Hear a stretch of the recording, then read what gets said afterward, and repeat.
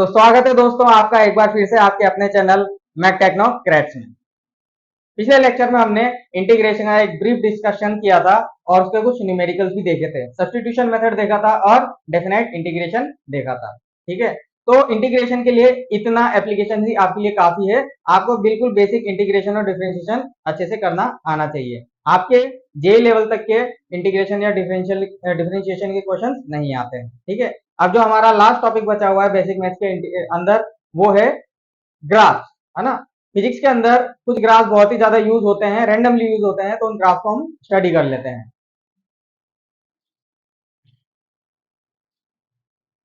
तो पर मैं सोच रहा हूं ग्राफ से पहले मैं आपको इंटीग्रेशन का एक और बेसिक टॉपिक बता देता हूं।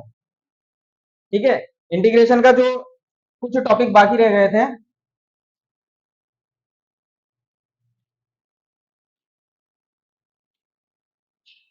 Average value of y between x1 and x2। ठीक है, तो ये हमारा टॉपिक है। मतलब आप हमको एवरेज वैल्यू फाइंड करनी है y की। ठीक है ना, किस किस के बीच में, x1 और x2 के बीच। चलिए थोड़ा सा इसके ऊपर हम मैथमेटिक्स लगा के देख लेते हैं। जैसे सपोज कीजिए हमारे पास y का कोई ग्राफ है। ठीक है, this is x and this is y।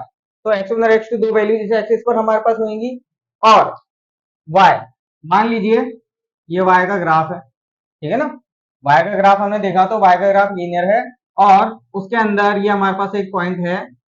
मतलब जब मैंने x1 इनपुट यहाँ दिया था तब आउटपुट मेरे पास ये था, और जब मैंने x2 इनपुट यहाँ दिया था तो हमारे पास आउटपुट ये था। ठीक है, तो एवरेज वैल्यू निकालनी है हमें। अब एवरेज क्या होता है आप जानते हैं, एवरेज होता है, ठीक है ना, एवरेज का फॉर्मूला में लिख रहा हूं आपको। Average is equal to sigma N, sigma X by N. ठीक है ना, ये एवरेज का फॉर्मूला है, जहां पर एक्स क्या है, नंबर ऑफ एलिमेंट्स।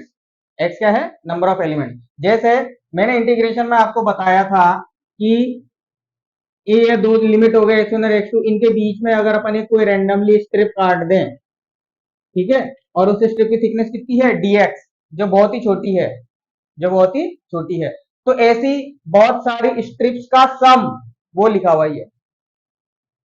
ये डेल एक्स क्या, सिग्मा एक्स क्या लिखा हुआ है, ऐसी बहुत सारी स्ट्रिप्स का सम। ठीक है, डिवाइडेड बाय एन। एन मतलब total number of strips, total number of strips. ठीक है, जैसे हम दो वैल्यूज का या फिर तीन वैल्यूज का एवरेज निकाल लेते हैं। Average of 3 is equal to a1 plus a2 plus a3 by 3। ठीक है, या फिर इसका अगर अपन एक्सपांडेड वर्जन लिखें तो ये हो जाएगा a1 plus a2 plus dot dot dot dot plus an divided by n। Average का ये जनरल फॉर्मूला आपने पढ़ा है। ठीक है ना, तो यहाँ पर हमने सिग्मा वर्ड इसीलिए यूज किया है।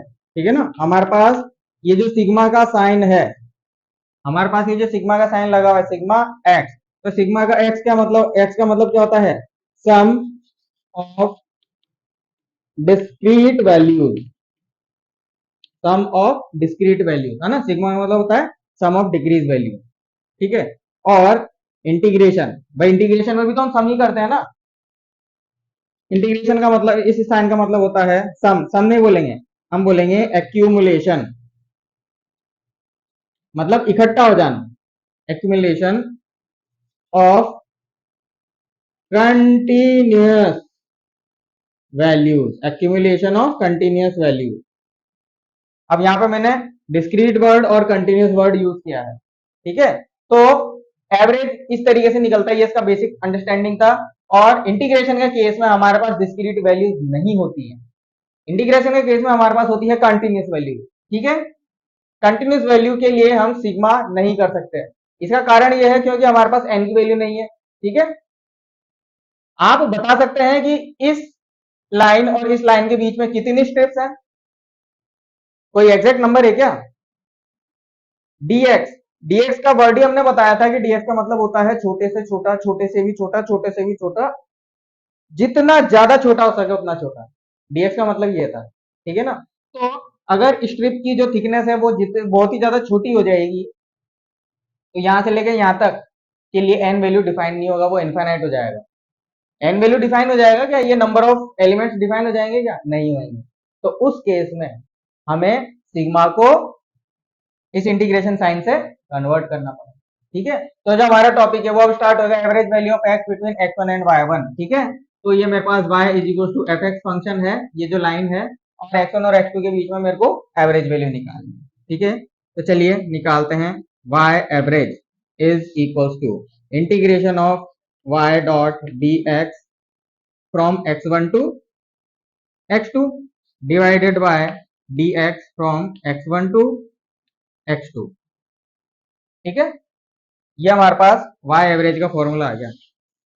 इसको हम किस तरीके से लिख सकते हैं, इसको अपन लिख सकते हैं area of curve with in limit, with in limit. अब यहाँ लिमिट्स क्या होगी, लिमिट्स क्वेश्चन के अंदर दे रखी होगी x1 और x2, मतलब वो किस किस पॉइंट्स पर, किस किस इनपुट पर वो आपसे एवरेज निकलवाना चाह रहा है फंक्शन का। ठीक है ना, कंटिन्यूस फंक्शन की बात कर रहे हैं, डिस्क्रीट फंक्शन के लिए तो ये फॉर्मूला सफिशिएंट है, ये डिस्क्रीट के लिए ये वाला फॉर्मूला है। ठीक है, कंटिन्यूस के लिए बात कर रहे हैं, तो ये हमारे पास एरिया ऑफ कर्व आ गया। ठीक है, ऊपर वाला आ गया, क्या आ गया अपने पास, area of curve within limits divided by. ठीक है, ये dx क्या है, dx है एक स्ट्रिप की थिकनेस, तो उस स्ट्रिप की थिकनेस को भी अपन ने ऐड कर लिया, तो इसका क्या हो जाएगा, सम ऑफ एलिमेंट्स, मतलब आपने जितने भी एलिमेंट्स लिए, यहां पर जो n का सिग्निफिकेंस था वही सिग्निफिकेंस यहाँ पर सम ऑफ एलिमेंट्स का है। तो आपको ये कुछ बात समझ में आई अच्छे से, तो आइए इसको एक क्वेश्चन से अच्छे से समझते हैं। तो हम लिखेंगे question, find average value, find average value of cos x between, भाई अपन को इनपुट की रेंज भी तो देनी पड़ेगी, बिटवीन -π/3 टू +π/6। ठीक है, तो हमारे पास क्वेश्चन कुछ इस तरीके से है कि हमें एवरेज वैल्यू निकालनी है cos x की -π/3 से +π/6 तक। ठीक है, चलिए इसको सॉल्व करते हैं। ठीक है, इसका सॉल्यूशन हम निकालने की कोशिश करते हैं। सॉल्यूशन के अंदर हमें दे रखा है y is equal to cos x। ठीक है, x1 हमें दे रखा है -π/3 और x2 हमें दे रखा है -π/6। ठीक है, तो बेसिकली हमारे पास हमको इंटीग्रेशन करना है।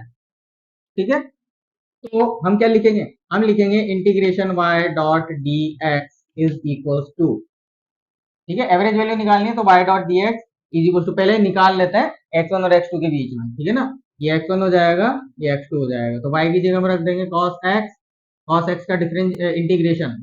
ठीक है ना, cos x का डिफरेंस इंटीग्रेशन अपन को करना है dx के रेस्पेक्ट में लिमिट के साथ x1 से x2।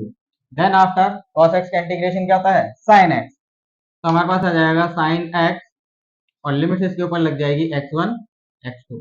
ठीक है, अब x1 x2 की वैल्यू अपन इसके अंदर पुट करेंगे तो हमारे पास क्या आ जाएगा, हमारे पास आ जाएगा y dx integration x1 x2 is equals to sin x2 minus sin x1, limit ऐसे पुट करते हैं हायर माइनस लोअर, तो हमारे पास इंटीग्रेशन में इसको आई लिख रहा हूँ ना, मैं इसको आई लिख रहा हूँ, मतलब y dx x1 से x2 को मैं आई लिख रहा हूँ, I equal to sign x2, x2 क्या है हमारे पास, x2 हमारे पास minus of π/6, sorry plus of π/6 है, यहाँ पर क्वेश्चन के अंदर प्लस लिखा हुआ है। ठीक है ना, साइन π/6 माइनस साइन माइनस π/3। ठीक है, अब यहाँ पर ट्रिग्नोमेट्री की एक थोड़ी सी आइडेंटिटी यूज आएगी, हम जानते हैं, हम क्या जानते हैं, हम जानते हैं कि sine minus theta is equal to minus sine theta. ठीक है, तो ये माइनस बाहर आ जाएगा, तो यहाँ पर आने वाले स्टेप में प्लस आना चाहिए। तो चलिए साइन π/6 का मतलब होता है 30 डिग्री। ठीक है ना, π/6 का मतलब होता है 30 डिग्री, तो साइन 30 डिग्री की वैल्यू 1/2 माइनस माइनस और माइनस प्लस हो गया था। अब साइन पाई बाय 3 की वैल्यू अपन को निकालनी है। साइन पाई बाय 3 की वैल्यू कितनी होती है? √3/2 प्लस √3/2। ठीक है, तो ये हमारे पास आ गई इक्वेशन नंबर 1। ये हमारे पास क्या है? Equation number 1। क्यों? क्योंकि अभी हमने आधा पार्ट किया है। एंड नेक्स्ट पार्ट अब अपन शुरू करते हैं। एंड अपने पास आ जाएगा कि integration of dx x1 to x2। ठीक है ना, dx का इंटीग्रेशन भी तो निकालना है इस फॉर्मूले के अकॉर्डिंग। अभी तो हमने सिर्फ न्यूमरेटर सॉल्व किया है, देन आफ्टर हमें डिनोमिनेटर भी सॉल्व करना पड़ेगा। तो जब हम डिनोमिनेटर सॉल्व करेंगे तो हमारे पास आ जाएगा x की पावर x1 x2। तो ये हमारे पास आ जाएगा माइनस का x2 माइनस x1 मतलब प्लस का पाई by 6 minus of minus pi by 3।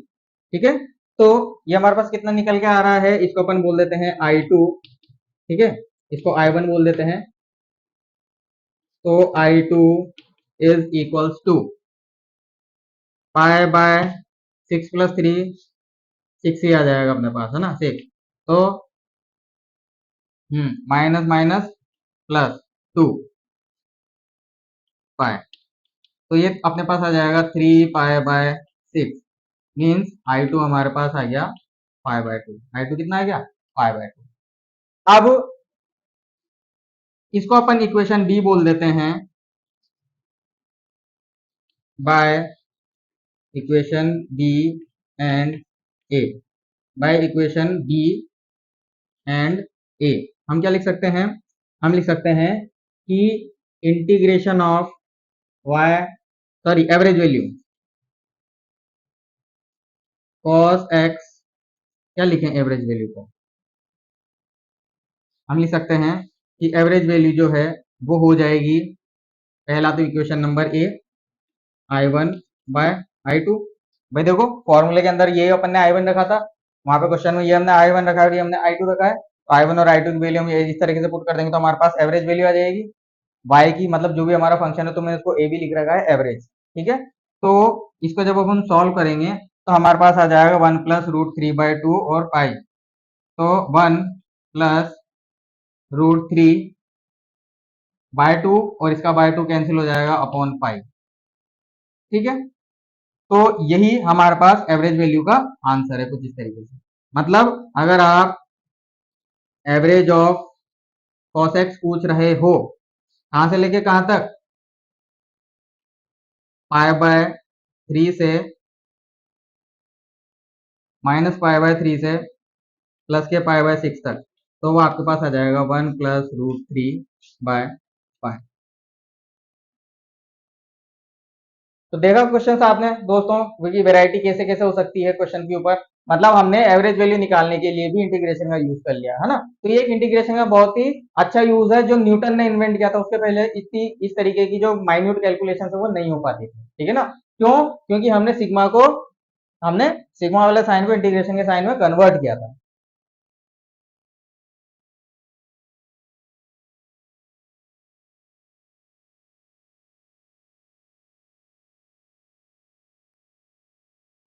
तो चलिए विद्यार्थियों, अब हम चलते हैं हमारे नेक्स्ट टॉपिक पे जो मैं लेक्चर के स्टार्टिंग में शुरू करवाने ही वाला था। टॉपिक का नाम हमारे पास हो जाएगा इंपॉर्टेंट ग्राफ। ठीक है ना, इंपॉर्टेंट ग्राफ। अब कुछ ग्राफ्स हैं जो बहुत इंपॉर्टेंट होते हैं, वो हम पढ़ लेते हैं। ठीक है, तो नंबर 1 हमारे पास आती है सबसे पहले ग्राफ स्ट्रेट लाइन की। ठीक है ना, स्ट्रेट लाइन की आप ग्राफ देख चुके हैं, स्ट्रेट लाइन। ठीक है, अब स्ट्रेट लाइन का जो ग्राफ होता है वो बिल्कुल सीधा होता है, आपको सीधी सी बात है।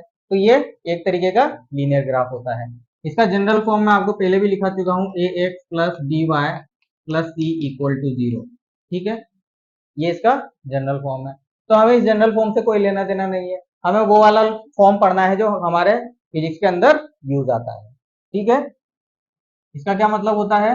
इसका मतलब होता है हम नई इक्वेशन पढ़ेंगे स्लोप फॉर्म। ठीक है ना, उसका नाम हो जाएगा slope intercept, slope intercept form. ठीक है, अब स्लोप इंटरसेप्ट फॉर्म कैसी होती है, देखिए स्लोप इंटरसेप्ट फॉर्म ऐसी होती है y equal to M X plus C, ठीक है। अब यहाँ पे कौन सी चीज क्या है, तो y और x तो आपको सीधी सी बात है वेरिएबल है, आपको अच्छे से पता चल रहा है ना, डायग्राम बाद में बनाएंगे। तो हम यहाँ पे लिख देते हैं m है स्लोप ऑफ लाइन, मतलब हमारा ग्राफ जो है एक स्ट्रेट लाइन है, तो लाइन का स्लोप क्या हो जाएगा m, और इसी को हम टेन थीटा बोल देंगे, इसी को हम क्या बोल देंगे टेन थीटा। टेन थीटा का वही कॉन्सेप्ट है जो अभी अपन ने डिफरेंशिएशन में पढ़ा था, ओके। और जो दूसरी टर्म दिख रही है c, ये हमारे पास है कांस्टेंट, ठीक है ना, ये हमारे पास कांस्टेंट आता है टर्म ये, और इसको अपन बोल सकते हैं y इंटरसेप्ट, इसको हम क्या बोल सकते हैं y intercept of line, line का y इंटरसेप्ट। इसका मतलब हमें इसका पहले एग्जांपल दे लेते हैं, फिर ग्राफ बना के बता दूंगा मैं। इसका एग्जांपल हमारे पास आ जाएगा इसका एग्जांपल हमारे पास आ जाएगा 5y is equals to 3x plus 2, ठीक है। ये एक इक्वेशन का एग्जांपल है। बोलोगे कि सर आप ये वाला फॉर्म थोड़ी है, ये स्लोप इंटरसेप्ट वाला फॉर्म थोड़ी है, ठीक है। तो बच्चों क्वेश्चन में आपको वो स्लोप इंटरसेप्ट वाला फॉर्म नहीं देगा, क्वेश्चन के अंदर आपको वो इस तरीके का फॉर्म देगा। है कुछ बात समझ में, मतलब आपको जनरल फॉर्म दे सकता है, इसलिए मैंने यहाँ पे जनरल फॉर्म सबसे पहले रखी है, ठीक है। ये जनरल है, मतलब सबसे पहले जो पढ़ाया जाता है वो सबसे पहले यही पढ़ाया जाता है। Then after it is a special form of straight line, मतलब स्ट्रेट लाइन की इक्वेशन है ना, it is a slope intercept form. What is slope intercept form, y equal to mx plus c, where m is the slope of the line, slope है ना कितना झुकाव है, और c क्या है, c है y इंटरसेप्ट, मतलब y पे वो लाइन कहां पे कट कर रही है। Do you get my point. चलिए ग्राफ से मैं आपको समझाता हूं। जैसे ये हमने कोऑर्डिनेट सिस्टम बना लिया 2 डायमेंशनल, ठीक है, plus X minus X plus Y minus Y, okay.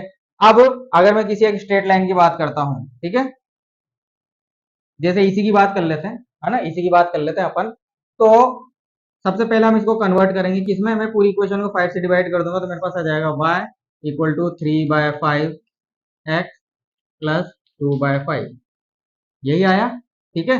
तो जब हम इसको कंपेयर करेंगे किससे, y is equal to M X plus C से, तो हमारे पास m की वैल्यू आ जाएगी, कितनी आ रही है 3/5, ठीक है। और हमारे पास c की वैल्यू कितनी आ रही है, c की वैल्यू आ रही है 2/5। इसका मतलब हमारी जो आर्म है, हमारी जो स्ट्रेट लाइन है, उसका स्लोप कितना है 3/5, ठीक है। मतलब एंगल कितना बनेगा, कौन सा पाइथागोरन ट्रिपलेट बन रहा है यहाँ पे 3, 4, 5, ठीक है। तो 3, 4, 5 के मिक्सचर से ये हमारे पास आ रहा है cos 37 डिग्री, मतलब हमारी जो लाइन होगी उसका स्लोप होगा वो 37 डिग्री होगा, ठीक है ना। और अगर आपको पता नहीं भी है तो यही आपके आंसर है ना, मतलब क्वेश्चन के अंदर वो स्लोप और इंटरसेप्ट पूछता है तो यही आपके आंसर, आपको घबराने का नहीं है। आपको क्वेश्चन इस तरीके से मिलेगा, आपको कन्वर्ट इस तरीके से करना है। अब रिप्रेजेंट करते हैं ग्राफ पर, है ना। यहाँ पर m की वैल्यू क्या है पॉजिटिव, मतलब स्लोप आपका पॉजिटिव है, स्लोप आपका कैसा है पॉजिटिव। तो स्लोप हमारा कुछ इस तरीके से होगा, ये पॉजिटिव होता है, देखो भाई एक्स से नीचे जाता है नेगेटिव, एक्स से ऊपर जाता है पॉजिटिव, तो हमारा स्लोप कुछ इस तरीके से होगा पॉजिटिव, ठीक है। और सी मतलब y पे कहां पे काट रहा है वो +2/5 है, तो ये 0 के ऊपर आती है प्लस की वैल्यू, तो मान लीजिए यहाँ पर है वो वैल्यू, ठीक है 2/5, ये वैल्यू यहाँ पर है, तो हमारी लाइन यहाँ से गुजर रही है, इस पॉइंट से गुजर रही है, ठीक है। तो y एक्सिस पर उसने कितना कट किया, y एक्सिस पर उसने कट किया c, तो यही वो c की वैल्यू है 2/5, ठीक है। और अगर मैं इसका स्लोप देखूं, मतलब इसका इंक्लिनेशन देखूं, तो वो इंक्लिनेशन आ रहा है थीटा, तो इस थीटा को मैं अगर tan थीटा कर दूंगा, तो मेरे पास आ जाएगा m is equal to tan theta is equal to 3/5, ठीक है। इसको मैं लिख सकता हूं थीटा इज इक्वल टू 30, चलो ये थीटा लिखने की तो जरूरत नहीं है, थीटा तो कोई नहीं पूछता, ठीक है ना। तो m is equal to tan theta is equal to 3/5। तो इस तरीके से आप इस इक्वेशन को इसमें कन्वर्ट कर सकते हैं, ठीक है। अब इस ग्राफ के कुछ अन्य फॉर्म्स देख लेते हैं अपन, यहाँ तक आपको अच्छे से समझ में आ गया होगा, ठीक है ना। अब इस ग्राफ के कुछ अच्छे से फॉर्म्स देख लेते हैं। तो मैं बहुत सारे ग्राफ बनाऊंगा, आपको उनके अंदर आइडेंटिफाई करना है कि कौन सा क्या है कैसा है, ठीक है ना। बार बार एक्स वाई लिखने में थोड़ा कंजेस्टेड हो जाएगा, तो आप सिंपल समझ लीजिए कि अपने पास 2 डायमेंशनल क्वाड्रेंट है, ठीक है। ये हमारे पास जो था ग्राफ, ठीक है ना, ये जो ग्राफ था हमारे पास, इसको अपन बोल देते हैं ग्राफ नंबर 1, इसको हम बोल देते हैं ग्राफ नंबर 1। तो इस ग्राफ के अंदर, ठीक है ना, मतलब ये जो एग्जांपल दिया है, इस ग्राफ के अंदर हमारे पास m पॉजिटिव था और c भी पॉजिटिव था, दिख रहा है ना आपको। अब हम एक ऐसी लाइन ले लेते हैं जिसका m नेगेटिव हो और c पॉजिटिव हो, तो ये देख लीजिए, ठीक है ना। इसके अंदर आप देख लीजिए, इसके अंदर ये आपके है थीटा, क्योंकि एक्स एक्सिस से ही थीटा बनता है और थीटा की वैल्यू 90 डिग्री से बड़ी है। That's why value of tan theta is negative, मतलब यहां पर हमारे पास स्लोप कितना आ जाएगा, नेगेटिव आ जाएगा। और ये वाई एक्सिस को यहां पर काट रही तो अभी भी ओरिजिन के ऊपर ही काट रही, मतलब सी की वैल्यू अभी भी पॉजिटिव है, सी की वैल्यू क्या है, पॉजिटिव। तो इसको अपन बोल देंगे सेकंड पार्ट हमारे पास हो जाएगा वाई, सॉरी m की वैल्यूज लिख देते हैं, m जो है वो लेस देन 0 है, बट c जो है वो ग्रेटर देन 0 है अभी। चलिए एक और ग्राफ से स्टडी को आगे बढ़ाते हैं। ये रहा हमारे पास एक और ग्राफ, ठीक है। अब इसके अंदर हम ग्राफ बनाएंगे, हमने m को प्लस माइनस रख लिया, c हमेशा पॉजिटिव था। अब हम m को रखेंगे ग्रेटर देन 0, लेकिन अब हम रखेंगे c को लेस देन 0, मतलब c 0 से छोटा है। इसका मतलब आपकी जो स्ट्रेट लाइन का ग्राफ है वो y एक्सिस को माइनस जगह माइनस पे कट करेगा, c लेस देन 0 है ना, तो y एक्सिस को अभी भी कट करेगी वो लाइन, क्योंकि रहना उसे 2 डायमेंशनल प्लेन पर ही है। तो वो y एक्सिस को कहां पर कट करेगी, माइनस पे, मतलब कहीं यहां पर कट करेगी। और m अभी भी पॉजिटिव है, इसका मतलब आपका जो एंगल है जो यहाँ पे 90 से बड़ा था वो 90 से छोटा हो जाएगा। तो हमारी स्ट्रेट लाइन कुछ इस तरीके से होगी, जहां पर ये है थीटा, है ना, और ये है हमारे पास सी। इसके अंदर ये देख लीजिए आप, ये जो लेंथ आपको दिख रही है ये सी है, ठीक है। तो आई कुछ बात समझ में। एक लास्ट ग्राफ और बचता है, उसको भी अपन यहाँ पे स्टडी कर लेते हैं।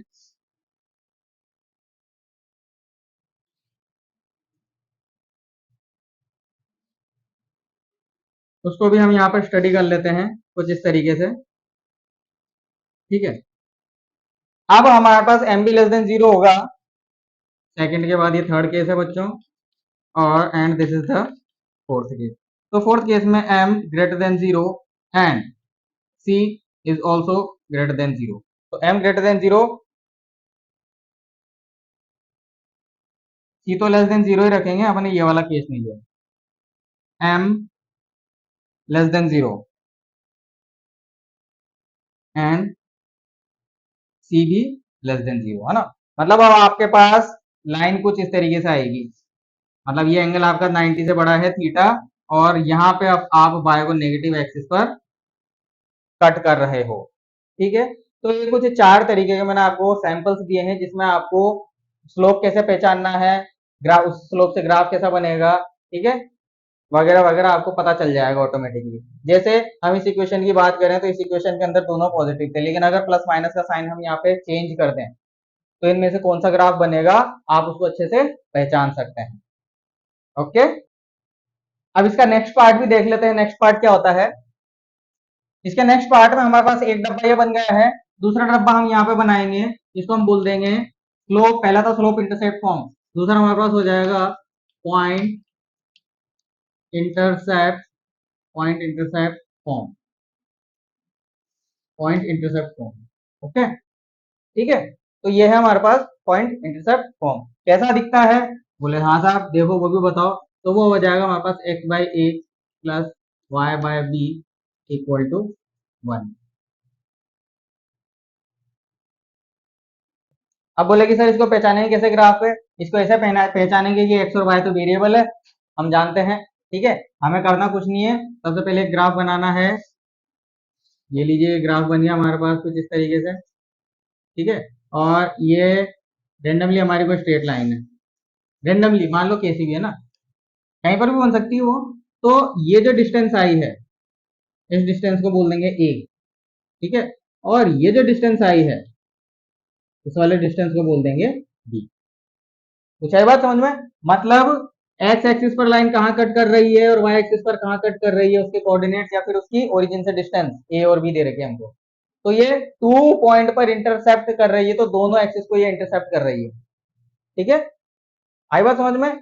इसके अंदर हम एंगल, इस वाली लाइन के अंदर हम एंगल और एक इंटरसेप्ट से काम चला रहे थे कि एंगल कितना है और एक इंटरसेप्ट कितना है। है ना। हमने इसके रोटेशन और इंटरसेप्ट को यूज किया, लेकिन यहाँ पे हमने रोटेशन के बारे में कोई बात नहीं कही है, ठीक है। यहाँ पे रोटेशन हमें फाइंड आउट करना पड़ेगा, यहाँ पे हमने रोटेशन के बारे में बात नहीं कही, यहाँ पे हमने सिर्फ इंटरसेप्ट के बारे में बात की है।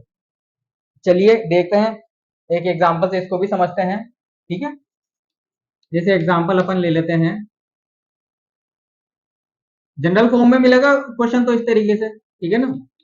4x plus 3y equal to 5, 4x plus 3y equal to 5, आई बात समझ में। तो ये अपन को जनरल फॉर्म दे रखा है, तो इसको हम किस तरह इस फॉर्म में कन्वर्ट करेंगे।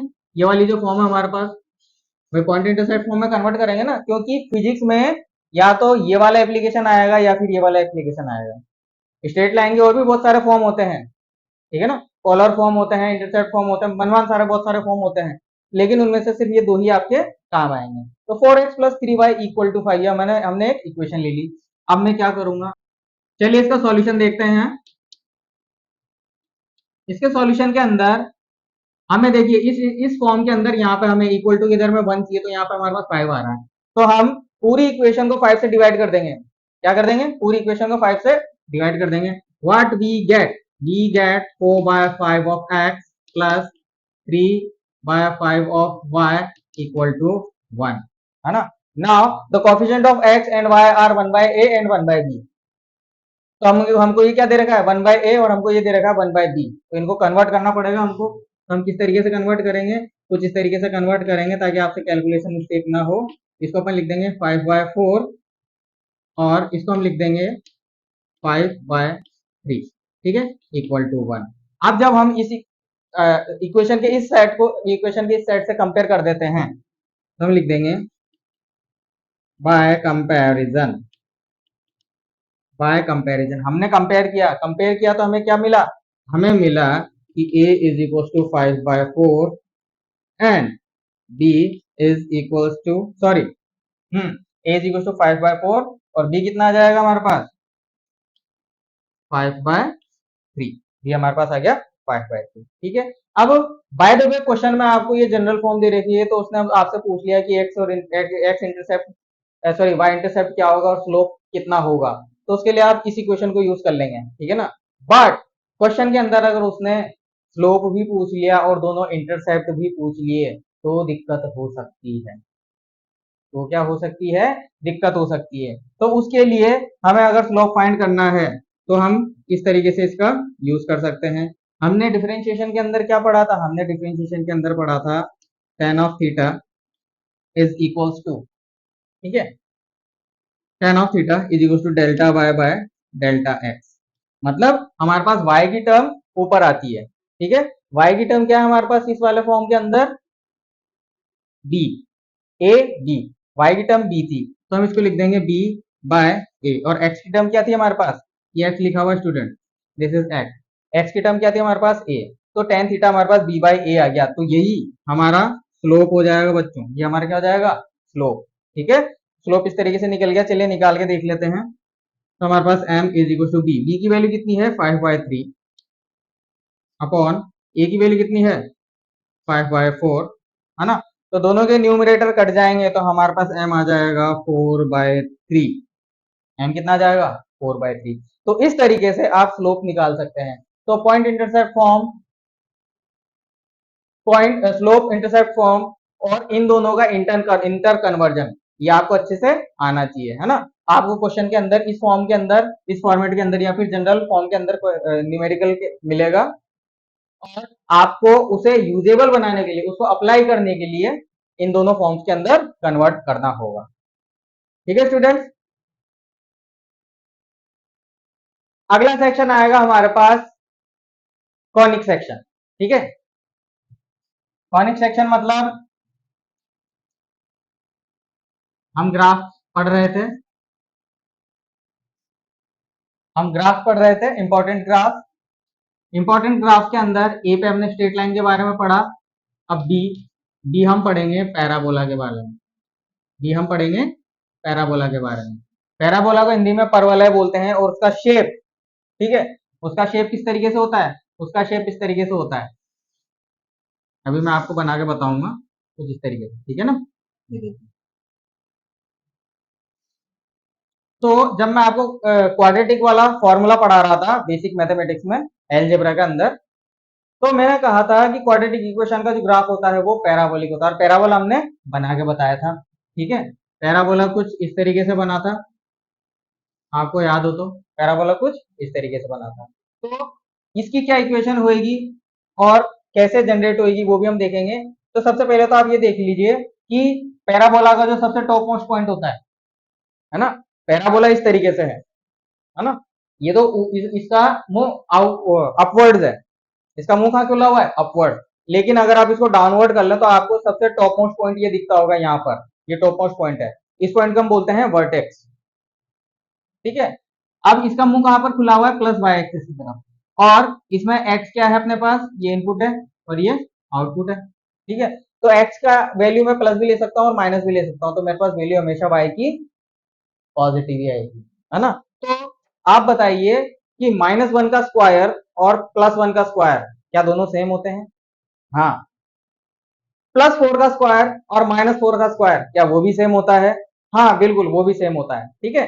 तो +4 और -4 का स्क्वायर सेम हुआ, तो अगर मैं यहाँ पर एक प्लस वैल्यू ले, यहाँ पर मैं माइनस वैल्यू ले, तो दोनों का आउटपुट सेम ही आएगा, ठीक है ना। यहाँ पर +4 है, यहाँ पे -4 है, दोनों का आउटपुट यहाँ पे मेरे को प्लस का 16 ही मिलेगा।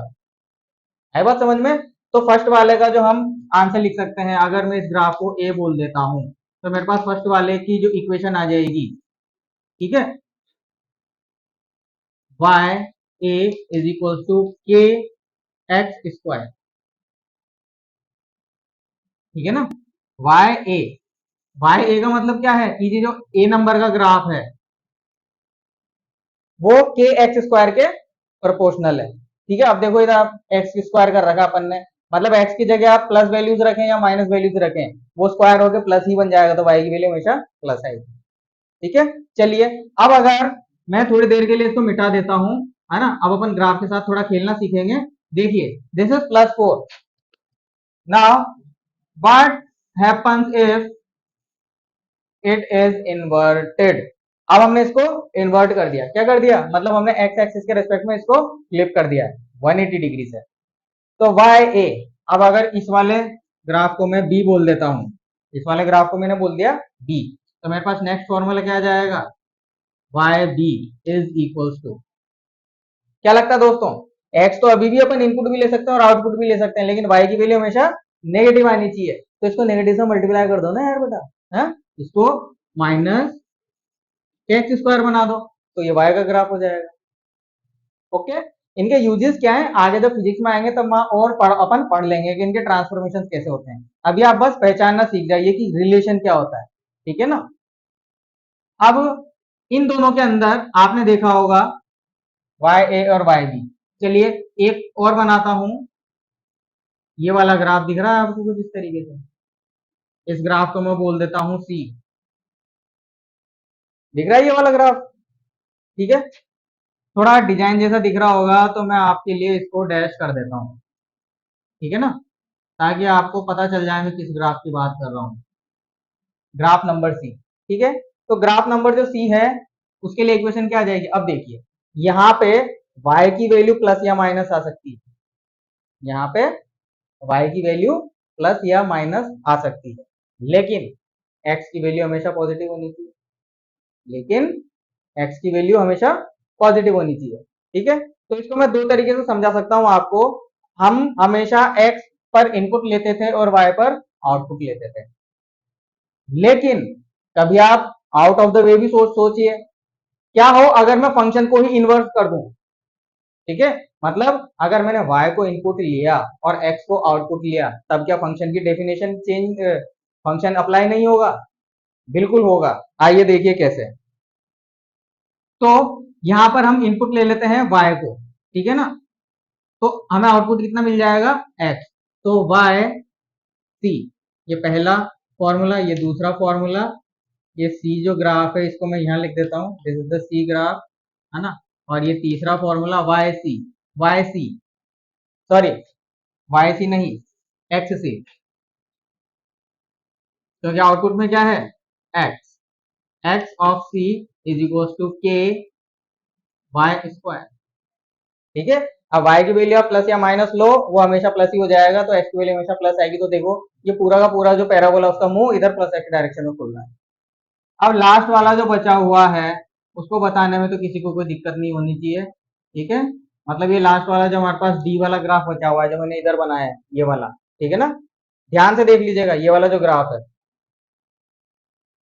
इसकी हमारे पास आ जाएगी x c d, x d is equal to minus of k y square.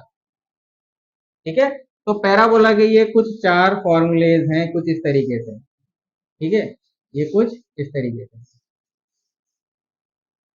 ठीक है, अब इनके अंदर आपको जनरल फॉर्म क्या होनी पता है आपको इसकी, जनरल फॉर्म आपको जनरल फॉर्म मैंने लिखवाई थी क्वाड्रेटिक इक्वेशन में, X square plus B X plus C, ठीक है, equal to Y, equal to Y होता था हमारे पास। तो वाई एक्स स्क्वायर के साथ वेरी कर रहा है। ठीक है, तो आपको इसको कन्वर्ट करना पड़ता होगा, कन्वर्ट, पहले आप इसको कन्वर्ट करें किसमें, convert X square plus B X plus C, इसको किसमें कन्वर्ट करना है, एक्स माइनस अल्फा और एक्स माइनस बीटा में। याद आ रहा कुछ आपको, मैंने रूट्स बनाए थे, तो एक्स ये पहला रूट है और ये दूसरा रूट है। ठीक है ना, ये पहला रूट है और ये दूसरा रूट है, क्योंकि दो वैल्यूज आई थी। ठीक है ना, अगर आप y की एक वैल्यू लेते हैं तो x की कितनी वैल्यू आई थी, दो। इसका क्या मतलब है, इसका मतलब ये है कि अगर मैंने 4 की बात करी, 4 को y माना है ना, तो उसका इनपुट क्या था, +2 भी हो सकता है और -2 भी हो सकता है, +2 और -2 दोनों का स्क्वायर 4 होता है। ठीक है ना, तो एक आउटपुट के लिए दो इनपुट थे, ये रहे वो दो इनपुट x1 और x2, ग्राफ में मैंने आपको अच्छे से पता रखे थे, है ना। तो आपको क्वेश्चन इस फॉर्म फॉर्मेट में मिलेगा बेटा, है ना, आपको इक्वेशन इस तरीके से मिल सकती है, तो आपको उसको इस इक्वेशन से ये इक्वेशन कन्वर्ट करनी आनी चाहिए। और ये कैसे कन्वर्ट होगी, क्वाड्रेटिक में अपन पढ़ चुके हैं, आप चाहें तो लास्ट में, इस लेक्चर के लास्ट में लेक्चर आपको दिख जाएगा स्क्रीन पर, आप उससे पढ़ लीजिएगा। अब नेक्स्ट ग्राफ जो आता है हमारे पास डी के बाद सी, ये हमारे पास आ जाता है सर्किल, ये हमारे पास क्या आ जाता है, सर्किल। सर्कल के बारे में भी हमें नॉलेज होनी चाहिए, तो चलिए सबसे पहले हम एक सर्किल बनाते हैं। ठीक है, -x x y -y, ठीक है, तो सर्कल कुछ इस तरीके से ये बन गया हमारा सर्कल, इस तरीके से। ठीक है, तो ये क्या है, ये सर्किल का सेंटर है, ये सर्किल का सेंटर है, और ये क्या है, ये रेडियस है r, ये क्या है, रेडियस है r। तो सर्किल की जो इक्वेशन आ जाएगी, ग्राफ की जो इक्वेशन आ जाएगी हमारे पास, वो कुछ इस तरीके से आती है, x square plus y square is equal to r square. Circle की इक्वेशन कुछ इस तरीके से आती है, x square plus y square equal to r square. R क्या है जहां पर, रेडियस, और एक्स क्या है, एक्स है इस पॉइंट के कोऑर्डिनेट, एक्स वाई। ठीक है, मतलब आपके सर्कल की पेरीफेरी पर जहां पर भी रेडियस टच हो रहा है उस पॉइंट के कोऑर्डिनेट आप इस फॉर्मूले में रख दीजिए, और रेडियस की जो वैल्यू है वो आप यहाँ पे रख दीजिए। ठीक है, तो होगा क्या, ये यहाँ से एक परपेंडिकुलर डालेगा, 90 डिग्री बन जाएगा, एक राइट एंगल ट्राइंगल बन जाएगा, और क्या बन जाएगी, पाइथागोरस थ्योरम, है ना। तो पाइथागोरस इक्वेशन से हमारे पास ये फॉर्मूला जनरेट हुआ है जो कि सर्कल का है। ठीक है ना, लेकिन एक और फॉर्मूला आता है, वेयर सेंटर एट ओरिजिन। ठीक है ना, मतलब ये जो इक्वेशन हमने लिखी है वो कब लिखी है, जब हमारे पास ओरिजिन कहां पर है, सेंटर पे, कहां पर है, सेंटर पे। तो अगर आप सपोज कीजिए हमारा जो सर्किल है वो यहां पर ना होकर यहां पर कहीं हुआ, तो इधर फर्स्ट क्वाड्रेंट में, फोर्थ क्वाड्रेंट में, थर्ड क्वाड्रेंट में, समझ सकते हैं ना आप।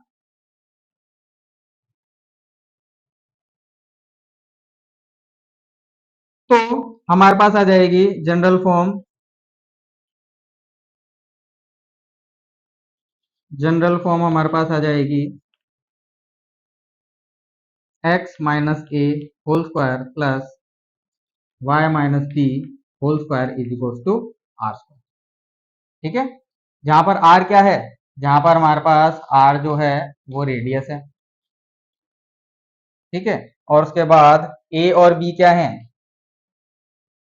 ए कॉमा बी, ये है हमारे पास कोऑर्डिनेट्स कोऑर्डिनेट्स ऑफ सेंटर। ठीक है, तो ये हमारे पास जनरल फॉर्म है जो हमें यूज करनी आनी चाहिए, x minus a plus Y minus b square equal to r square. ठीक है, तो ये डायग्राम हमारा इसके करस्पॉन्डिंग है।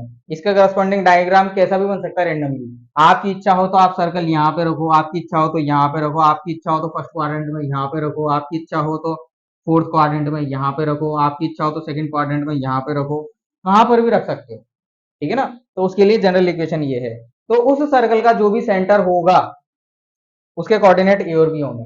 ठीक है ना, अब देखिए ये जो सर्कल है उसका कोऑर्डिनेट क्या है, ए 0,0, तो ए की वैल्यू भी 0 और बी की वैल्यू भी 0। इस फॉर्मूले में जब हम ए की वैल्यू 0 रखेंगे तो हमारे पास आ जाएगा एक्स स्क्वायर, और जब इस फॉर्मूले में हम बी की वैल्यू 0 रखेंगे तो हमारे पास आ जाएगा वाई स्क्वायर। तो यहां तक आपको बात समझ में आई, ठीक है ना, ये सर्कल की जनरल फॉर्म है। चलिए नेक्स्ट ग्राफ अपन पढ़ लेते हैं। नेक्स्ट ग्राफ हमारे पास आ जाएगा एलिप्स। नेक्स्ट ग्राफ हमारे पास किसका आ जाएगा, एलिप्स का। तो चलिए सबसे पहले मैं एलिप्स का एक ग्राफ बना दूं। ठीक है ना, एलिप्स का ग्राफ क्या होता है, इसके फंक्शन किस तरीके से वेरी करते हैं, ये कुछ इस तरीके से एलिप्स होता है हमारे पास। ठीक है, ये क्या होता है हमारे पास, एलिप्स। तो अगर मैं इस लेंथ की बात करूं,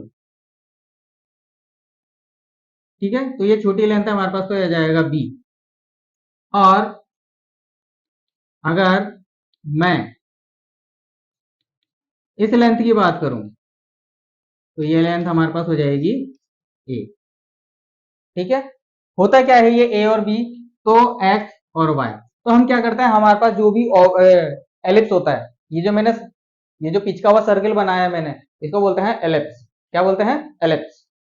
एलिप्स जो होता है उसको हमने क्या करा, सिमेट्रिक रखा, किसके ऊपर, रेफरेंस फ्रेम के ऊपर, मतलब एक्स वाई जो कोऑर्डिनेट सिस्टम है उसके ऊपर हमने एलिप्स रखा है। ठीक है ना, सर्कल की तरह वो एलिप्स भी आगे पीछे इधर उधर हिल सकता है। ठीक है ना, आप चाहो तो ये एलिप्स फर्स्ट क्वाड्रेंट में, सेकंड में, थर्ड में, फोर्थ में कहीं पर भी बनाओ, लेकिन हमने सेंटर को, मतलब अपना जो ओरिजिन है उसको इसका सेंटर मानते हुए ड्रॉ किया है। आगे बात समझ में, ठीक है ना। अब देखिए ए और बी क्या होता है, ए है हमारे पास, ए है हमारे पास सेमी मेजर एक्सिस। ठीक है, और बी है हमारे पास सेमी माइनर एक्सिस। ठीक है, इसके इक्वेशन की बात कर देते हैं, एलिप्स के इक्वेशन की। तो ये हमारे पास हो जाएगी x square by a square plus y square by b square plus y square by b square equal to 1, equal to 1। ठीक है, तो आपको कुछ देखा, ये रिलेशन आया है, मतलब ये इक्वेशन किसकी है, ये एलिप्स की इक्वेशन है।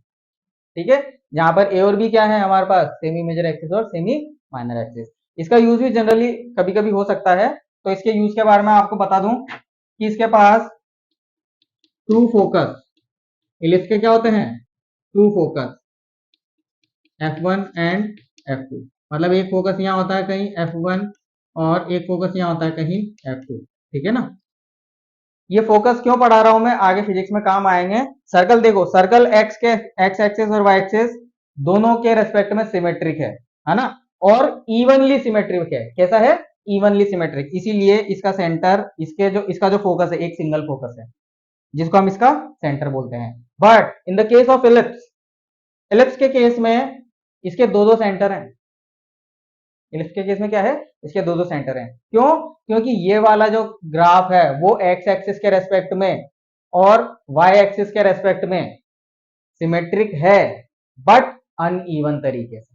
ये इवनली सिमेट्रिक नहीं है दोनों एक्सिस के रेस्पेक्ट में, ये जैसा एक्स एक्सिस के रेस्पेक्ट में सिमेट्रिक है वैसा वाई एक्सिस के रेस्पेक्ट में सिमेट्रिक नहीं है। इसीलिए इसके पास दो फोकस है।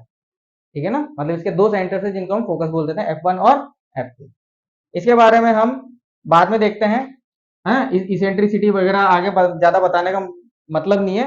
फिर भी बता देता हूं, इसेंट्रिसिटी।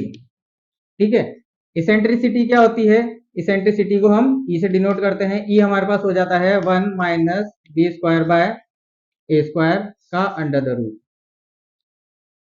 ये हमारे पास हो जाता है इसेंट्रिसिटी। तो ये इसकी फाइनल जनरल इक्वेशन है जो हमें याद रखनी है, क्योंकि अगर इस तरह की इक्वेशन आपके पास आ जाए तो आपको अपने आप पता होना चाहिए कि आपका ग्राफ कैसा होगा, एक इलिप्स की तरह होगा। ठीक है ना। ग्रेविटेशन में हम इन इक्वेशंस का थोड़ा यूज करेंगे और इलिप्स के बारे में थोड़ी और डिटेल में चर्चा करेंगे। अब डी के बाद हमारे पास ई, ग्राफ का जो फिफ्थ पार्ट हमारे पास आ जाता है, सबसे लास्ट वाला, उसको अपन बोल देंगे रेक्टेंगुलर रेक्टेंगुलर हाइपरबोला। उसको हम बोल देंगे रेक्टेंगुलर हाइपरबोला। ठीक है, रेक्टेंगुलर हाइपरबोला कैसा होता है? रेक्टेंगुलर हाइपरबोला होता है y proportional to 1 by x, और हम इसको लिख सकते हैं x into y is equal to constant. ठीक है, मतलब y और x के बीच में जब इनवर्स रिलेशन हो, मतलब x बढ़ रहा है तो y घटेगा, या फिर दोनों का मल्टीप्लीकेशन कांस्टेंट हो। ठीक है, मतलब अगर मैं x की वैल्यू रख देता हूं 2, y की वैल्यू में रख देता हूं 1/2, तो ये हमेशा 1 आएगा। ठीक है, तो आपने क्या देखा, 2 और 2 एक दूसरे से कैंसिल हो गए, तो हमारे पास हमेशा कांस्टेंट मिल रहा है। इसका ग्राफ देख इसका ग्राफ देख लेते हैं।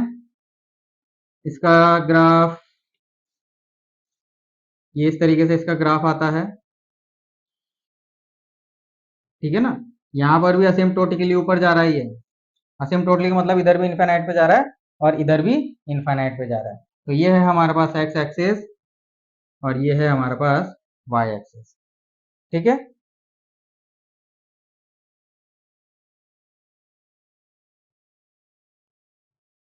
यहां तक आई बात समझ में? ठीक है ना, यहां तक आपको बात समझ में आई होगी। इसकी इक्वेशन अपन लिख देते हैं y इज इक्वल्स टू के बाय एक्स। ठीक है ना, मतलब x की वैल्यू पॉजिटिव दे रहे हैं अपन तो y की वैल्यू पॉजिटिव है। लेकिन अगर मैं कुछ इस तरीके से ग्राफ बना दूं, ये माइनस एक्स एक्सिस और ये प्लस वाई एक्सिस, तो आप बताइए ये ग्राफ किसका होगा? है ना। अब इसमें हम x की वैल्यू नेगेटिव दे रहे हैं, लेकिन y की वैल्यू हमारे पास अभी भी पॉजिटिव आ रही है। ठीक है, तो y इज इक्वल्स टू कितना हो जाएगा हमारे पास? माइनस ऑफ के बाय एस, माइनस ऑफ के बाय एस। तो ये इसका ग्राफ है और ये इसका ग्राफ है। तीसरी चीज जो इसके अंदर सीखने वाली है वो ये है कि अगर हमें दो रेक्टेंगुलर हाइपरबोला को कंपेयर करना हो, ठीक है, तो आपको क्या करना है? आपको उसके वर्टेक्स से ओरिजिन पर एक लाइन खींचनी है। ठीक है, इस तरीके से। तो इस वाले कर्व को मैं बोल रहा हूँ C1, इस वाले कर्व को मैं बोल रहा हूँ C2। ठीक है, तो सेंटर से जिसकी दूरी ज्यादा होगी C2 ग्रेटर देन C1 होएगा। आई बात आपको समझ में? मतलब अगर आपको ग्राफ कुछ इस तरीके से दे रखे हैं, ये दोनों ही रेक्टेंगुलर हाइपरबोला हैं, तो उनमें से C1 और C2 का रेशियो आपसे पूछेगा, तो C2 हमेशा बड़ा होगा C1 से। तो ये कुछ जनरल इंफॉर्मेशन था बेसिक मैथमेटिक्स के अंदर ग्राफ से रिलेटेड।